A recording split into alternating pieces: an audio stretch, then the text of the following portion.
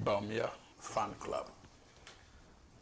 And my question has always been, is it really turning to a Bawumia fan club? I think that even Bawumia himself is caught up in the web of Nana Addo's legacy. So it is still Nana Addo's fan club. It is something Nana Addo has created and has lost control of it now out of power.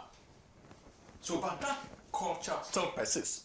So even Dr. Mahamudu Bawumia, if you listen to them, they also have issues.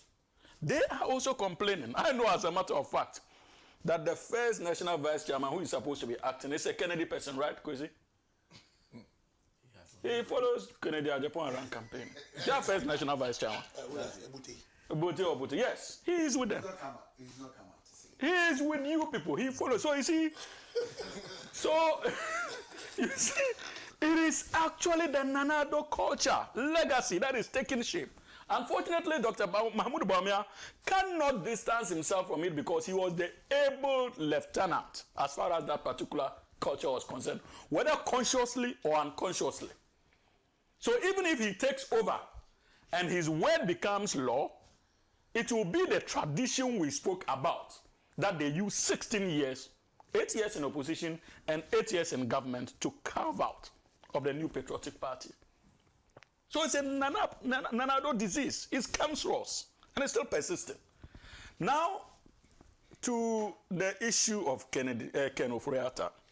Again, again.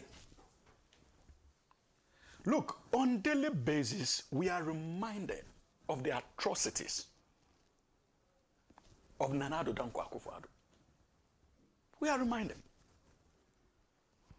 You simply cannot objectively interrogate the Ken Ofori-Atta issue without Nana Addo's role again in it. Look, I may not have any evidence, but it was curious that Ken Ofori-Atta decided to leave this country 3 or 4 days to the institution of a new government and gave us all manner of excuses as to why he chose to leave, health grounds. We were made to understand that as a result of these health challenges, he was unable to travel to Ghana. But he found time to travel from the United States of America to the UK and back to the United States of America. Now, we are being told by the US State Department that they are dealing with him or they are handling him in relation to visa expiry because his visa has expired. It's true.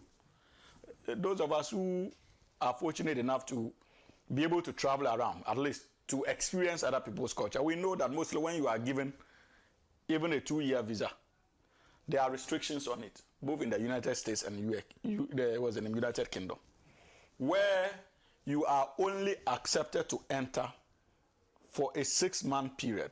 Though you are entitled to 2 years visa, and your visa says 2 years, you cannot exceed, in most cases, 6 months on a visit. Per the statement that the US State Department, they released, it is quite clear that he was in the country beyond the 6-month period. Though his visa is scheduled to expire in February, I'm told. But to the extent that he went beyond the 6-month limitation period, that is an overstay. And he will be treated as such. But you see, for me, I think that at this stage, considering the fact that the state has filed an extradition request, our hands at this critical state is tied. Our hands are tied.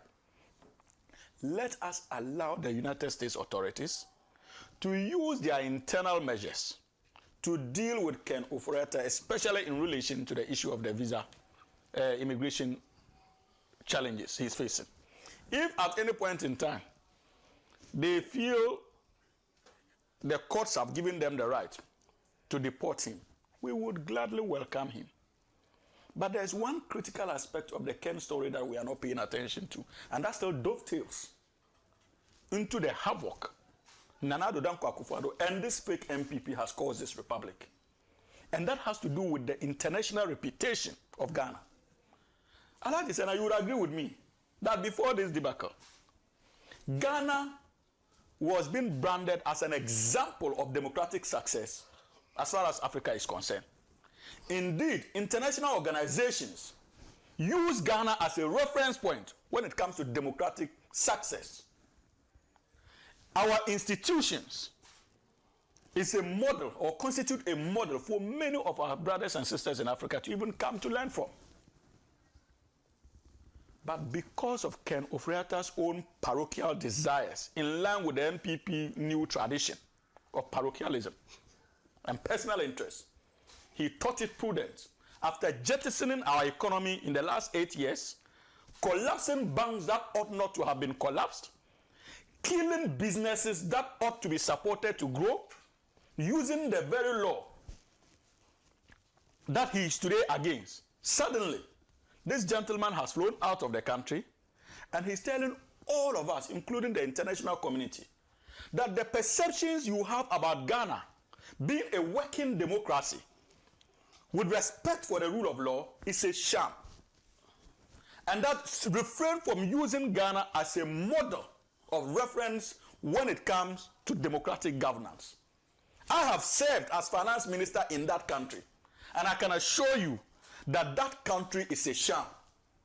I will not even get justice from that country. That's all what he's telling us. So he's questioning the conclusions of the international institutions and the international community when it comes to the stature of Ghana. That in itself constitutes a serious affront to the 1992 Constitution, subjecting the brand Ghana to such international ridicule and question. So even in opposition, in attempting to move away from accountability, he's still causing this country.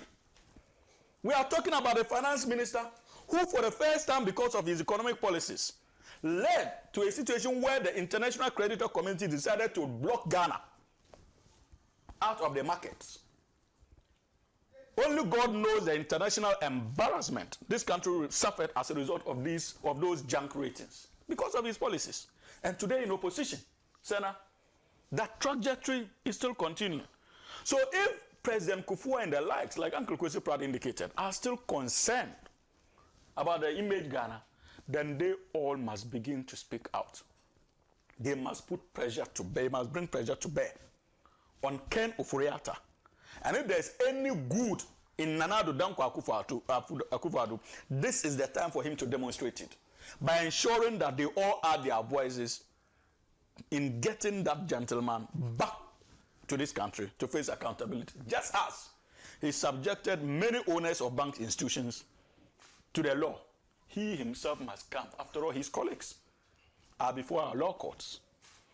But when it comes to the intervention of the U.S., Ghana's embassy in the U.S., I think that it falls within his official mandate to do so. And it is not just Ken Ofori-Atta. I was glad when I read that Mrs. Sedinam Tamaklo-Atieno has also been arrested on the basis of an extradition request that was filed by the NPP administration. They failed to follow it through. But thankfully, we are told that she has also been arrested. And hopefully, they will join us in this country to face the full rigors of the law. Until that is done, we will continue to police government. And like Uncle Kwesi indicated, that's the fundamental big difference between the NDC and the NPP. Those of us who sit on the fence as party people, we are watching the government, especially its commitments to issues of aura. How we would discharge our responsibilities as a political party in government, it will determine not just the next election, but also the future of the National Democratic Congress. Because the level of trust that the good people of this country gave to us in the last election is one that can also unmake the National Democratic Congress if we fail to live up to expectation. Our case might even be more serious than the New Patriotic Party. Because that level of confidence, if you lose it, it will be difficult for you to recover. And those in government must begin to discharge themselves, being mindful of that onerous responsibility that has been placed on us by the good people of this country. Thank you. Thank you very much.